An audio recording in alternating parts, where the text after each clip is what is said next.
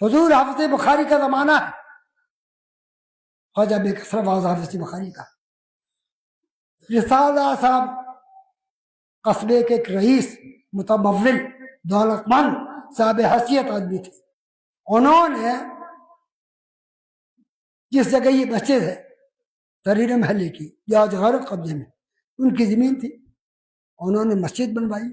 اسی زمین سے متصل کسی میواتی کی بھی زمین تھی، ملی ہوئی تھی۔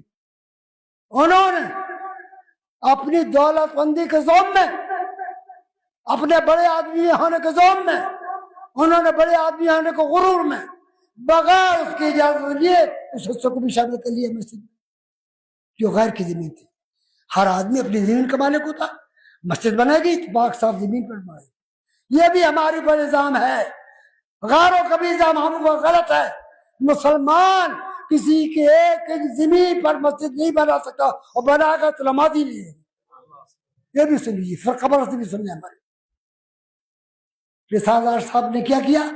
اپنی زمین تھی، اس سے ملی ہوئی ایک مواتی کی زمین تھی، بڑے آدمی تھے، پوچھر شان کے خلاف تھا، اس کی زمین کو مسجد میں شامل کر لیا۔ تعمیر ہو گئی مسجد، مکمل ہو گئی، بڑے آدمی تھے، ذاتی سروسنگ کی تھی انہوں نے، کوئی چندہ بھی نہیں کیا۔ جب مسجد مکمل ہو گئی تو حضور حافظ بخاری کی بارگاہ میں حاضر ہوئے اور عرض کیا، حضور میں نے مسجد بنوائی ہے اور آج میں نے میلاد شریف کا اعلان کر دیا ہے، حضور تشریف لے چلیں، میلاد شریف پڑھ دیں اور 2 رکعت نماز پڑھا دیں تاکہ آج سے وہ مسجد ہو جائے۔ حضور حافظ بخاری کو یہ واقعہ معلوم تھا کہ زمین میں، اس مسجد میں ایک میواتی کی زمین بغیر اس کے اجازت کے شامل کی گئی۔ حضور حافظ بخاری نے ارشاد فرمایا، سنو، جب تک وہ میواتی معاف نہیں کرے گا یا آپ اس کو معاوضہ دے کر اس کو راضی نہیں کریں گے، میرے نزدیک اس میں نماز پڑھنا جائز نہیں۔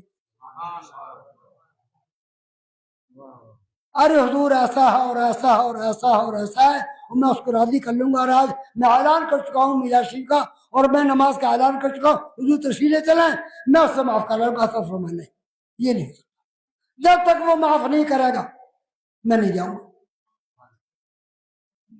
پھر آئے، دوبارہ آئے، تیسرا کیا ہے، کئی دفعے آئے، بہت کوشش کی کہ حضرت کسی طریقے سے راضی جانا فرمائے۔ جب بالکل مایوس ہو گئے رسالدار صاحب، تو اب سنیے کیا کیا انہوں نے کرا کیا؟ انہوں نے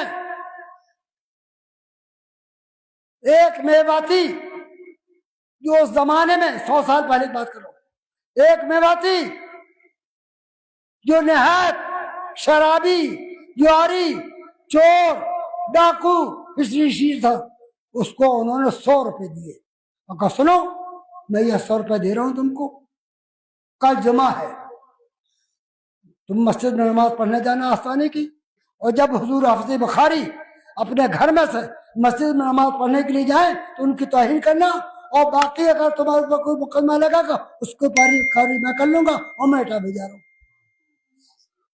میں اٹھا بھیجا رہا ہوں۔ چلے گئے۔ وہ بے باتی جواری تھا، شرابی تھا، بدکار تھا، برے اعمال تھے، ہٹلر تھا، کبھی روزے نماز کی توفیق ہی نہیں ہوتی، جمعہ کیا عید بقرعید نماز نہیں پتا تھا، وہ آ گیا مسجد میں۔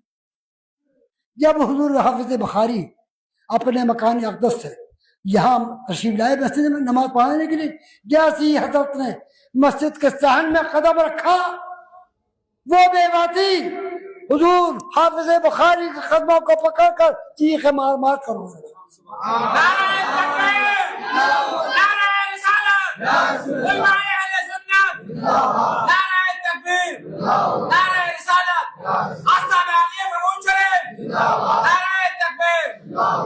چیخ مار مار کر رونے لگا۔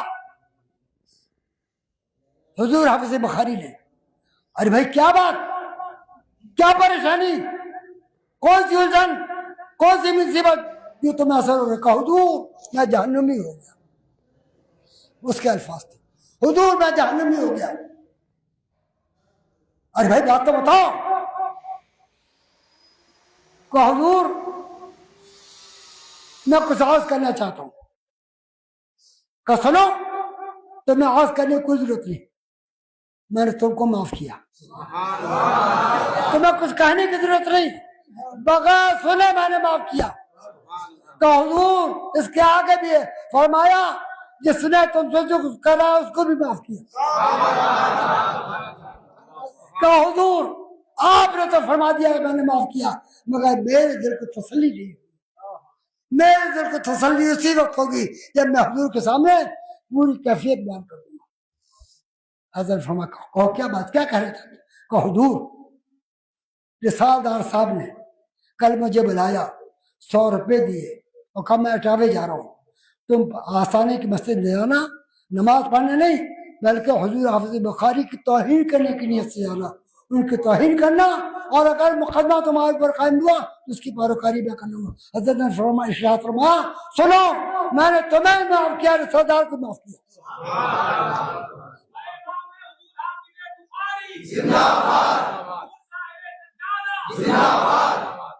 کیا تھا یہ؟ بزرگوں کا شکر ہے، بزرگوں کی شانی یہ ہے، طریقت یہی ہے، مشیقت یہی ہے، افو درگزر یہی ہے۔ ہمیں خوب معلوم ہے فلاں آدمی جان سے ہمارے دشمن ہوگا پھر بھی معاف۔ اور سناؤں آپ کو، یہ تو میں مجبور شیف بیان کر رہا تھا،